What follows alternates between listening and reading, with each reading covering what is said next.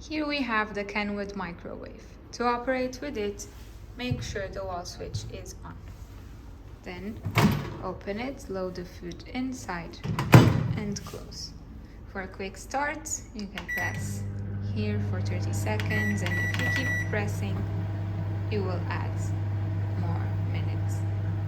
To clear, press this button to stop and then clear.